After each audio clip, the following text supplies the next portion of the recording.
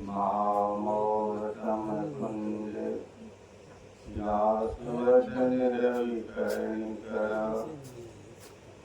मंगलमूर्ति सद्गुरु मिलवे सर्वाधार मंगलमय मंगलकरम जिन्हों बारंबार। अव्यक्त रूप में परमाराध्य श्री सद्गुरु महाराज के पावन चरणों में श्रद्धा सहित अनंत बार नमन। मंचासीन पुष्पावा तमाम आए हुए संत महापुरुषों को मेरा नमन। सत्संग स्थल पर उपस्थित गर्भणी सज्जनवृंद, आदरणीय माताओं एवं भक्तिमती बहनों, सबको मेरी बंदगी। आज बहुत हर्ष की बात है कि हम आप परमाराध्य श्री सद्गुरु महाराज की पुण्यतिथि के अवसर पर यह प्रकट से एकत्र हुए हैं ज्ञान गंगा में गोता लगाने के लिए। हम लोग सुन ही रहे थे कि गुरु जयंती के दिन से ही अखंड ध्यान साधना शिविर का आयोजन यहाँ के आयोजक स्वामी ओंकार बाबा विगत 3 वर्षों से करते आ रहे हैं। 4था वर्ष है। यह कार्यक्रम जो चल रहा है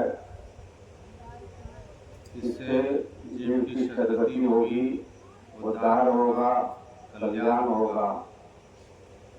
गोस्वामी तुलसीदास जी महाराज ने बालकांड में लिखा है कि मुझ मंगलमय संत समाजो जो जग जंगम तीरथ राजो। यह जो संतों का समाज है यह आनंद और कल्याण की जड़ है और यह सत्संग तीर्थराज है और यह तीर्थराज चलता फिरता तीर्थराज है। इस तीर्थराज में हम आप उपस्थित हैं। हम आप सभी जानते हैं कि यह संसार नश्वर है, शरीर नश्वर है। शरीर संसार की नश्वरता को देखकर आराध्य ने अंतिम समय में जब शरीर का परित्याग कर रहे थे संत कबीर साहब की वाणी को दोहराई थी। सुकृत करे नाम सुमर रे हो जाने कल की, जगत में खबर नहीं पल की। शुभ कर्म करने की सलाह दी। वह शुभ कर्म कौन सा है? हम लोग जब से जगते हैं और जब तक निद्रा देवी की गोद में नहीं चले जाते अर्थात सो नहीं जाते तब तक कुछ न कुछ कर्म करते ही रहते हैं। उनमें कुछ तो शुभ कर्म होता है और कुछ अशुभ कर्म भी हुआ करते हैं। शुभ कर्म को पुण्य कर्म कहा जाता है, अशुभ कर्म को पाप कर्म कहा जाता है। शुभ कर्म का फल सुखदायी, अशुभ कर्म का फल दुखदायी होता है। यही कारण है कि हम आप जीवन में कभी सुख के दिन दिखते हैं तो कभी दुख के दिन। एक सी स्थिति नहीं रहती है। जिस तरह से बैलों के पीछे गाड़ी का चक्का घूमता है उसी तरह से जीवन में सुख दुख रूपी चक्र घूमता रहता है। तो हम आप चाहते क्या है? हम आप चाहते हैं सुख, और वह सुख भी ऐसा जो मिलकर के बिछड़े नहीं। आज हम करोड़पति बन जाए, मुख्यमंत्री बन जाए, प्रधानमंत्री बन जाए और कल दाने दाने को मोहताज हों, ऐसा कोई नहीं चाहता है। हम सुख ऐसा चाहते हैं जो जीवन भर मिलता रहे और मरने के बाद भी हमारी दुर्गति हो, हमारी अधोगति हो, अन्य जोनी में चले जाएं, ऐसा कोई नहीं चाहता। सब कोई अपना कल्याण चाहता है, पुनः मनुष्य का शरीर मिले, भक्ति मिले, संत सदगुरु मिले, यह भावना मन में बनी रहती है। यह होगा कब? जब हम आप शुभ कर्म करेंगे। वह शुभ कर्म कौन सा है? बैठ करके भी हम लोग सत्संग करें, संतों के विचार को सुन रहे हैं, यही शुभ कर्म है। और इसी को गुरु महाराज का इशारा है, उनका उद्घोष है कि सत्संग नित्य और ध्यान नित्य रहिए, कीर्तन में लो। संलग्नता के साथ सत्संग करने की सलाह दी है और पंच पापों से अपने आप को बचने के लिए कहा है। झूठ, चोरी, हिंसा, बेविचार ये पंच पाप कहे गए हैं। इनसे जब तक हम अपने आप को नहीं बचाएंगे, हम आप साधना के पथ पर एक पग भी आगे बढ़ नहीं सकते। तो सुकृत करने, नाम सुमरने, को जाने कल की जगत में खबर नहीं पड़ती। शुभ कर्म करने की सलाह दी, प्रभु के नाम का स्मरण करने के लिए कहा। नाम ही नामी से मिलाता है। वह नाम जो हम आपको संत सदगुरु ने दिया है, जो मंत्र दिया है, और मंत्र मन को प्राण दिलाने वाला है। मन से हम आप की मंत्रावृत्ति करते रहेंगे, जप करते रहेंगे, चलते फिरते उठते बैठते, तो इससे मन को सुकून मिलेगा, चैन मिलेगा। थोड़े काल ही सही बैठेंगे ध्यान करने के लिए, एक सहारा मिलेगा, अवलंब मिलेगा।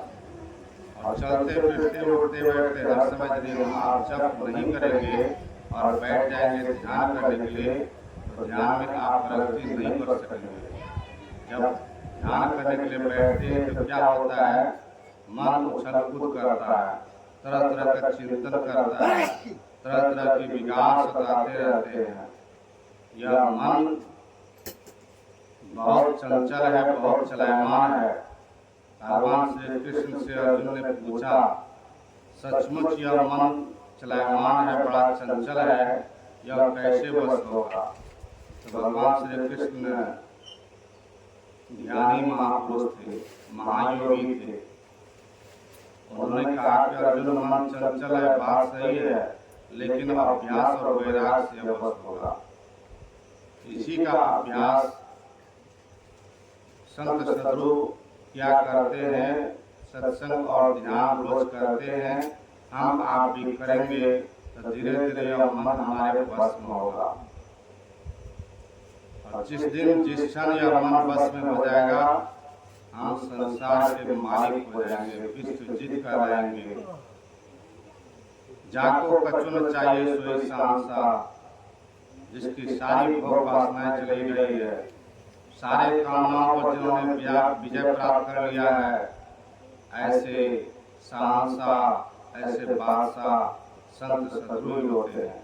तो सृष्टि के आदि काल से संत महापुरुषों का पदार्पण होता आया है। इसीलिए कहा है, आग लगी आकाश में चुई चुई गिरेगा, जो नहीं होते संत जन जल जाता संसार। तमाम संसार में आग लगी हुई है। काम, क्रोध, लोभ, मोह आदि विकार से संसार के लोग परेशान हैं। थोड़े काल के लिए सही यदि संत सदगुरु का सानिध्य मिल जाता है, सत्संग मिल जाता है, तो मन को सुकून मिलता है, चैन मिलता है, शांति मिलती है। आपको विश्वास नहीं है, यकीन नहीं है, तो आप कोई भी कर्म करते हैं, कोई अच्छी बात नहीं। जहाँ सत्संग होता है उस जगह आकर के बैठिए और एक चित्त होकर के संत महापुरुषों की वाणी को सुनिए। सुनने का महात्मा है। जो एकाग्र मन से सुनेगा और सुन समझ कर फिर जीवन में उतारेगा, तो लय चारि फल चतनो साधु समाज प्रिया, चार फल की प्राप्ति होगी, अर्थ, धर्म और काम, मोक्ष। और जिनको ये चार पदार्थ मिल जाएंगे, पाने के लिए कुछ बाकी नहीं रहेगा। यह संसार मर्तलोक है और इस मर्तलोक में आप देखते हैं, आज किसी का जन्म होता है तो किसी की मृत्यु होती है, रोज घटनाएं होती है, रोज दुर्घटनाएं होती है, रोज एक्सीडेंट होता है, रोज लोग मरते हैं। तो हम आप कल इस शरीर संसार को छोड़ करके चले जाएंगे, कोई कह नहीं सकता है। पहले बच्चा जाएगा कि जवान की बूढ़ा, कौन जाएगा कोई कह नहीं सकता है। तो संसार आने जानी है, यह शरीर क्षणभंगुर है। शरीर संसार की क्षणभंगुरता को देखते हुए हम लोगों को प्रभु की भक्ति करनी चाहिए। इस संसार के बनाने वाले परमात्मा है, उस परमात्मा को जानने के लिए, उसके तत्व ज्ञान को समझने के लिए सर्वप्रथम वेद भगवान ने सत्संग करने की सलाह दी। सत्संग करेंगे तभी हम आप उस परमात्मा को जान सकते हैं। जीवन में कम से कम उसके तत्व ज्ञान को समझ गए तब तो बहुत अच्छी बात है, अन्यथा बहुत बड़ी भारी हानि है। उपनिषद ने कहा है ये चेत वेदी सत्यमस्ति न चेत या वेदी न महति विनष्टि भूतेषु विचित्य देरा प्रत्यास्मान लोकात्मता भवन्ति। इस जन्म में ब्रह्म को जान लिया। यहाँ पर ब्रह्म से तात्पर्य परमात्मा से है, गौड़ से है, खुदा से है। इस जन्म में ब्रह्म को जान लिया तब तो ठीक है, अगर नहीं जाना तो बहुत बड़ी भारी हानि है। बहुत बड़ी भारी हानि क्या है? मनुष्य का शरीर मिला है, यह शरीर देवताओं को दुर्लभ है। ऐसा देव दुर्लभ शरीर प्राप्त करके यदि शरीर संसार से छोड़ कर चले गए, दुर्गति हो गई, यही महाभय है। अन्य जौनियों में चला जाना यही महाभय है। इस महाभय से बचने के लिए संतों का सानिध्य चाहिए, सत्संग चाहिए। जो सत्संग करेगा एक न एक दिन परमात्मा की गोद में चला जाएगा। जिस तरह से छोटा बच्चा है, मेला में खो गया, तो बच्चा रोता है, छटपटाता है, किसके लिए? माँ के लिए। और माँ भी रोती है, छटपटाती है, किसके लिए? अपने बच्चे के लिए। यदि कोई सज्जन उस बच्चे को पकड़ करके माँ के पास पहुँचा देता है तो बच्चा शांत हो जाता है और माँ भी शांत हो जाती है। उसी तरह से हम लोग अंडज, पिंडज, कुसुमज, अंकुरज ये चार खानियां हैं और चार खानियों में 84 लाख जोनियां हैं। 84 लाख जोनियों को भ्रमण कर बहुत भ्रमण किए, बहुत आंसू बहाए, बहुत रोए बिलखे, तब प्रभु परमात्मा ने करुणा कर दया निदान ईश्वर परमात्मा ने हमें मनुष्य का शरीर प्रदान किया है। भगवान श्री राम ने कहा कबो करी कर नाम नरदेही देख इसमें भेद से नहीं। कभी दया करके जीव को ईश्वर मनुष्य का शरीर प्रदान करता है। इसके लिए खाने पीने सोने और बाल बच्चे पैदा करने के लिए नहीं, या तो इतर जोड़ी में भी हो जाते हैं। मनुष्य के अलावे पशु पक्षी की पतंग आदि जितने भी जीव हैं सभी खाता है, पीता है, सोता है, बाल बच्चे पैदा करता है। और हम मनुष्य भी उतना ही करते रहे तो पशु पक्षी की पतंग में और हम आप में क्या अंतर रहा? मनुष्य को ज्ञान चाहिए और वह ज्ञान कहाँ मिलेगा? स्कूल कॉलेज में भी ज्ञान मिलते हैं जिसको भौतिक ज्ञान कहा जाता है। उस भौतिक ज्ञान को प्राप्त कर हम आप सारे संसार के बंधनों से मुक्त नहीं हो सकते। निजात निर्वाण की प्राप्ति नहीं हो सकती है। जब सत्संग में जाते हैं, यह सत्संग गुरुदेव का खुला महाविद्यालय है और इस विद्यालय में जो शरीक होते हैं, चाहे कच्चिया पास हो, कुर्बी पास हो, पढ़ा हो, अनपढ़ हो, कोई हो, जो सत्संग करता है तो धीरे धीरे वह ज्ञानी हो जाता है।